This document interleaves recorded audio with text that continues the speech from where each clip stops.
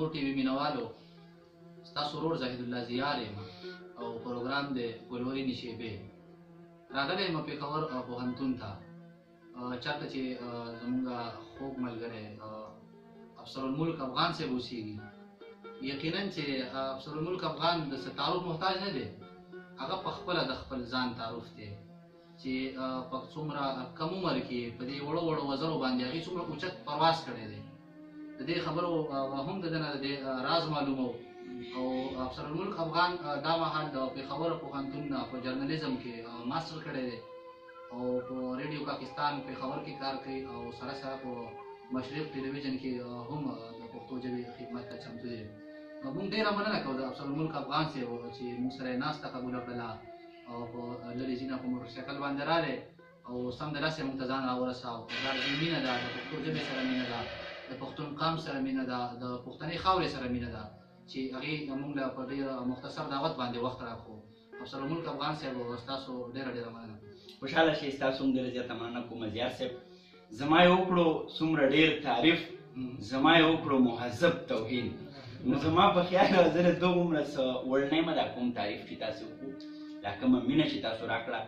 یوه خبره په دغه پیل کې په دغه شروع کې کومه، د کیمور چې ستاسو کوم یوټیوب چینل دی د هغې ډېره زیاته مننه کومه چې زما غوندې د ادب د دنیا چڼې ته یې دومره لویې مینه راوبخله او هغو راغله زما تر کوټې پورې راورسېدو. د هاسټل ماحول دی، ګیر چاپېره دغه تولیاګانې او دغه کپړې که ښکاري نو د هغې بخښنه غواړم د کتونکو نه، په چونکې د هاسټل یو رښتونی ماحول دی. د دغه ملګرو ډېره زیاته مننه کومه. او دا کار د زیار صاحب دغه زیار او دغه کار دی ته زه ډېر د قدر په سترګه باندې ګورم او زما دا یقین دی چې یو غزل مې ډېر مخکې لیکلی و که ما چېرته په لاسو کې ستار اخیستی دی الله رانه د خپلې برخې کار اخیستی دی. دا زمونږ او ستاسو د برخې کار دی. دغه پښتون قوم ته دې ځپلي ولس ته ډېر لوی ضرورت دی چې هر سړی په خپل ډول باندې یو ذمهور کردار ولوبوي. دا تاسو چې کوم کار کوئ که نه دا هغه ذمهور کردار دی. خلک وایي زه په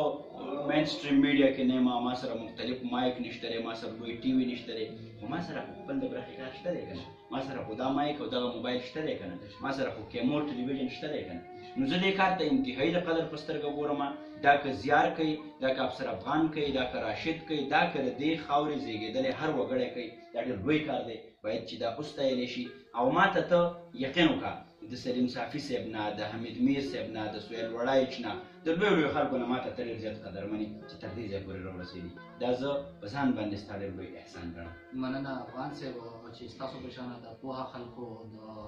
دردمنو خلکو ډاډ زموږ په شا باندې وي، زموږ جذبې به ځوانېږي او موږ به د دې پښتون قام دپاره د پښتونخوا په ګوټ ګوټ کې کوڅه په کوڅه دروازه په دروازه ودرېږو. هغه ساحل صاحب وایي که نه چې بیا صاحب بدري وهم، امات ټوټې ټوټې کچکول او خیر د پښتنو نه د پښتو دپاره غواړم. زموږ خو دغه زیار دی، دغه کوشش دی، دغه وس دی او کوو منډې ترلې وهو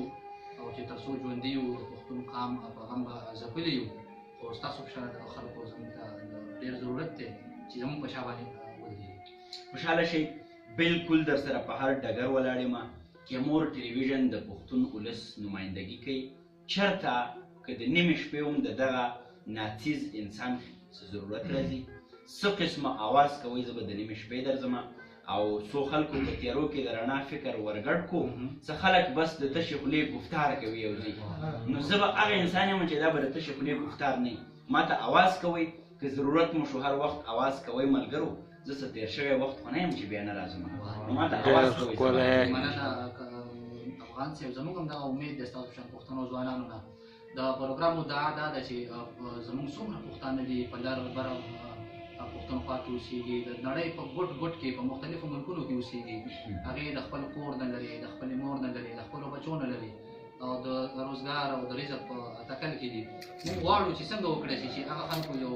10-15 منټه زموږ سره د خوشحالۍ تېر شي. زموږ هم دغه وس دی او دغومره کوشش کوو هغې له. نو چې څومره مسافرونه دي هغې به ستاسو نه کلام اوري، ستاسو نه به د خوند خبرې اوري. نو نن په خوله زړه سره د مسافرو ورونو سره تاسو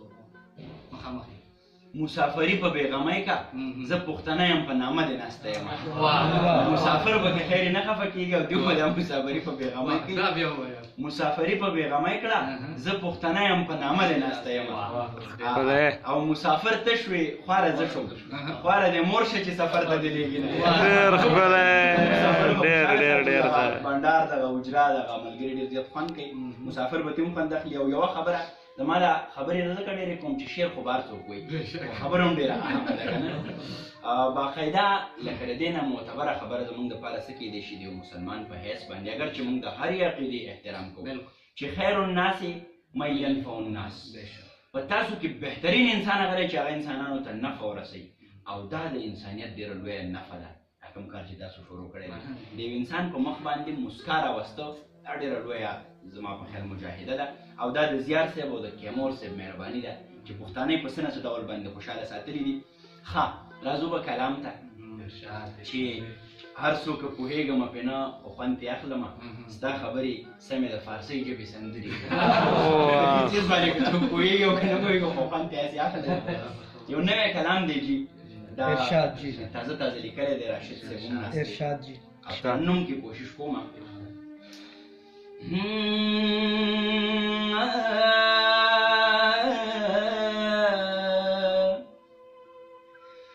زما حال پکی برباد دے پدی خار کے باقی ہر سڑے آباد دے پدی خار زپدی خار کے بلہا خلکو ہیر کڑے ماتا ہر یو سڑے یاد دے پدی خار زپدی خار کی بلہا خلکو ہیر کڑے ماتا ہر یو سڑے یاد دے پدی خار کے د بارودو د لوګو حکمرانی دا د روح پکې ناخاد دې په دې ښار کې د بارودو د لوګو حکمرانی دا هر زی روح پکې ناخاد دې بدی خار کی سو غټانو د خوارانو ویني اسکے اسلام پکې آباد دے پدے سو غټانو د خوارانو ویني اسکے اخ اسلام پکې آباد دے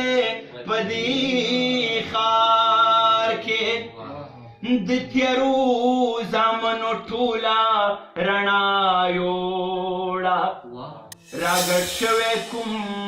فساد دی پدی خار کې د تیرو زامنو ټولا رڼا یوړه راګډ شوی کوم فساد دے پدی خار کی د افغان په مرګ کې ځان لا جنت ګوري هر منظر جهاد دے پدی خار کی هر منظر جهاد دے پدی خار کی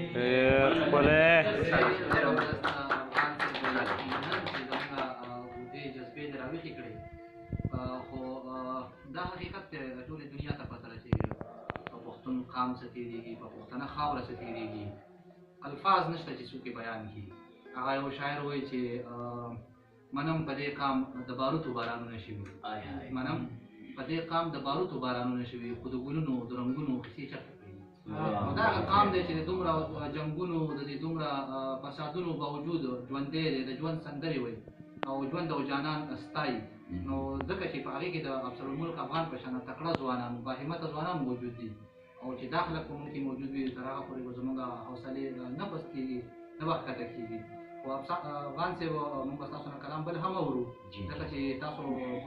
په دې خوږه خوله باندې دا خوږې خوږې خبرې کوئ. زموږ د پښتو اسماعیل شاهید صاحب وایي چې تا په دې پسته خوله وویل نو موږ چاته ټینګ نه یو. تاسو به څه بدل اورو؟ خبرې ستا خبرې هم شکرې دي ګوره دې کې څه شک نشته.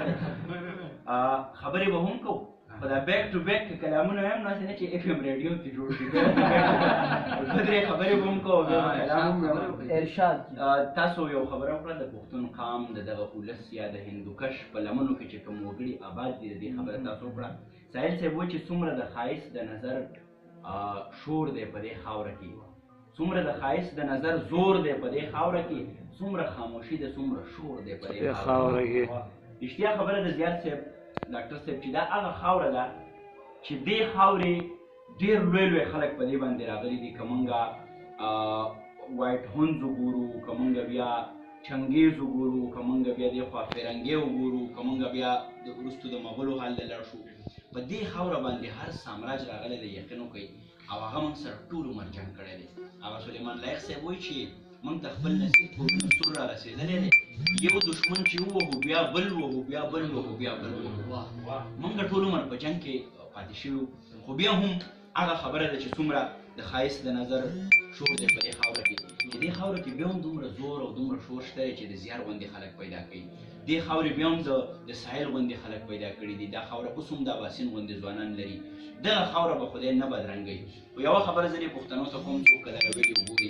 شعرونه به هم وي او سندرې به هم وي او خبرې به هم کوو. دا یو چیز دی موږ د ذهن نه وباسو چې موږ دې ته په انګریزۍ کې نشنلیست نارکسسټ وایي. موږ نشنلیست نارکسسټ نه وو، یعنې د قام پرستۍ په انتها کې هغه ځای ته نه ورسېدلي چې بل قام نه منو. خو موږ دا خبره کوو چې د ټولو نه اول زما خپل قام دی، زما رور دی، زما ګاونډي دی، بیا به موږ د دنیا قامونو ته رسو د هغو خدمت به کوو. نو موږ باندې د پښتون په حیث باندې دا خبره فرض ده، فرض چې موږ د خپل ځپلي قام تپوس وکړو، د خپلو خویندو میندو تپوس دې وکړو، په دې خاوره باندې د امن خور کړو، په دې د ژوند سندره عامه کړو، د دې خاوره دې ترقي راشي، دلته دې پرمختګ او برمختګ راشي. هر پښتون نارینه زنانه پیغله میرمن ځوان پکار ده چې هغه زده کړې وکړي، هغه علم ترلاسه کړي، هغه ذهن فراخه کړي او هغه د نړۍ د پرمختللي قامونو سره ځان هم ودرېږي او په دې کې به هر وګړی په ځانګړي ډول باندې خپل کردار لوبوي. دا به داسې نه وي چې موږ له به د خلا نه څه مخلوق راځي یا موږ به چې کوم دی دعاګانې کوو نو دا به ټیک کېږي. موږ به لاس ورکړو، موږ به کار کوو او د هغې یوه لړۍ دغه کیمور ټلویزیون زه ګڼم چې دا د هغه لړۍ یوه کړۍ ده. نو زما په خیال د دغه خاورې دغه زور او شور به نور هم پیاوړی کوو، نور به یې ښایسته کوو او هر سړی به لکه ګورې چې د خبرو نه خبرې راځي اوږدېږي، دغه مسافرونه به هم ګوري. زموږ دا خلک چې بهر ته لاړ شي، زه یو پیره دوبۍ ته تللی وم، یاره بهر یقین وکړئ زیات صاحب دا سم دمي نه به بې ځای چېرته د کیلې پوستکی ګزاري، نه به بې ځای چېرته څه بل څه چې کوم دا د پلاستیک دی دا ګزاري. خو چې واپس دې ملک ته راشي که نه د خپلې خاورې ته، یاره ته به وایې که په ډیران باندې ناست یم او دا ډیران څوک جوړوي؟ خو موږ او تاسو جوړو که نه. دلته هغه ریسپانسیبلیټي او هغه ذمهواري بیا موږ کې نه وي. وجه څه ده چې دلته سیسټم نشته، دلته قانون نشته دی. نو دا سیسټم او قانون به موږ او تاسو د ځان نه جوړو. لکه زه یو بله خبره شریک کوم، زه سریلنکا ته تللی وم چې کله زه واپس رالم نو هلته تاسو به چېرته یا تلي یا څه تجربه مشاهده به وي، هلته د هر سړي دا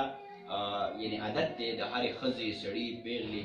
چې تا ته وګوري که نه نو یو مسکا درته درکړي، هسې وخاندي. نو چې کله ما یو پیره دوه داسې وکړه نو بیا به هر حال ما وی چې لومبی چې ما ته داسې یو دغه وه پیغله وه هغې چې وخندل نو مونږ خو دلته د تېرو ذهن کړو بیچاره نو ما یې چېرته سلینډ مین راباندې ونیو. به هر حال خو بیا چې داسې بل نو ما یې دا چېرته د دې عادت دی. هلته چې ته چاته مسکا نه ورکوې یو ښه اکسپریشن که نه، دلته خو مونږ ټول غوسه غوسه وو، یو بل خورو، دا ماحول داسې را پیدا شوی دی راته. هلته چې ته چاته مسکې کېږې نه نو هغو ته ته بیا ډېر بد ښکاري. نو پوره هفته زما دا عادت شو، نو ما به هم بیا چاته د مخکې نه خوله داسې کړې وه که نه چې دا پېښور کې ونه کوي یقین وکړئ بیا زموږ دا کیسه ده ډېره انټرسټینګ کیسه ده چې پېښور ته راغلم او چې دلته یو رکشې والا بابا داسې راتېرېده که نه، زه چې کله په ایرپورټ باندې راکوز شوم چې زه پوره نو خپل بیګ راسره دی نو دا ړومبی دا بابا و که نه چې په ده زما نظر ولګېد. نو هغه څیز خو زما ذهن کې و، په لاشعور کې مې راغلی. نو ما هغه بابا ته داسې دا خوله داسې بابا بس په هغه رکشه باندې بریک ووهله چې یو کریم دې تېر وي څه چل دی السلام علیکم بابا وعلیکم سلام ازه مړې بابا بس هسې مې لکه مسکی شوم که چې سړی څه خوله چینګه چینګه کېد موږ یې دومره د درې نه بریک ووم که چېرته ځې راسه که نه هسې نه چې څه کتونکي دغه شي اکثر داسې وي کوم سړی چې سندره وایي یا شعر وایي د کتونکي وایي مړه د معقول بچیه په سندرې له راځه دا خلک وایي چې سړیه سندرې له راځه لکه بهرحال هغه به ورته ومې لکه زه دونه بخښنه هم غواړم خانوشیر له به راشو بهرحال سړي خبره ګورې دا خبره بیا اوږدېږي چې یو دوه شعرونه هم داسې ویم بیا به د ترنم کې یو کلام ویم چې زمرود مو د امرودو په نرخ لاړه زمرود مو د امرودو په نرخ لاړه د وطن په دنګو غرونو کې نور څه دي زمرود مو د امرودو په نرخ لاړه د وطن په دنګو غرونو کې نور څه دي ستا د یاد یو څو لمحې پکې لمبه شوې د دې کور په دیوالونو کې نور څه دي ستا د یاد یو څو لمحې پکې لمبه شوې د دې کور په دیوالونو کې نور څه دي او د انسان د ازادۍ او بقا سوال دی په خالي خالي ذهنونو کې نور څه دي او اوس به ترنم ته راشم ماته دې ډالۍ ارشداد راشد ته ډالۍ راشد خان راشد چونکې د کیمرې په سترګه نه ښکاري دی همیشه پسې پرده راځي بهرحال زما ډېر خوږ ملګری دی راسره ناست دی چې که ما چرتا په لاسو کې ستار اغوستی دی که ما چرتا په لاسو کې ستار اغوستی دی الله رانه د خپلې برخې کار اغوستی دی الله رانه د خپلې برخې کار اغوستی دی پردې جامې ګنډل زما د دوو روپو دښمنې پردې جامې ګنډل زما د دوو روپو دښمنې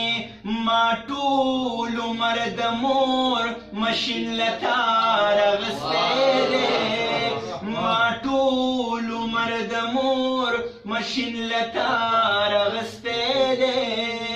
الله رانه د خپلې برخې کار اغوستی دی هر څوک په نندارتون کې د بوتانو سوداګر و هر څوک په نندارتون کې د بوتانو سوداګر و خو ما پکې منګې چینه چینار اغوستی دی خو ما پکې منګې چینه چینار اغوستی دی الله رانه د خپلې برخې کار اغوستی دی پشته اولاد کې دا سړی چې داسې میرات ښکاري پشته اولاد کې دا سړی چې داسې میرات ښکاري ای دې سړي والله چېرته ازار اغوستی دی ای دې سړي والله چېرته ازار اغوستی دی الله رانه د خپلې برخې کار اغوستی دی مختره جیچی د میسر په بازار کې په ښایست باندې بولي وه د میسر په بازار کې په ښایست باندې بولي وه ما نوم پکې د خپل افغان په جار اغوستی ما نوم پکې د خپل افغان په جار اغوستی دی الله رانه د خپلې برخې کار اغوستی دی ډېر زبردست افسر الملک افغان صاحب ستاسو یو جهان مننه کوو چې موږ نن خپل قیمتي وخت راکړو چونکې زموږ د پروګرام دورانیه ډېره اوږده شوله او بیا زموږ انجینر وقار احمد صاحب و قینچي ورسره ده نو هغه لکۍ به دې ټولې کټ کړي وزرې مزرې او یا د خلکو ټول عمر مونږ په دې کنټري وایو نو ستاسو یو جهان مننه چې موږ ته وخت را پروګرام وکتونکو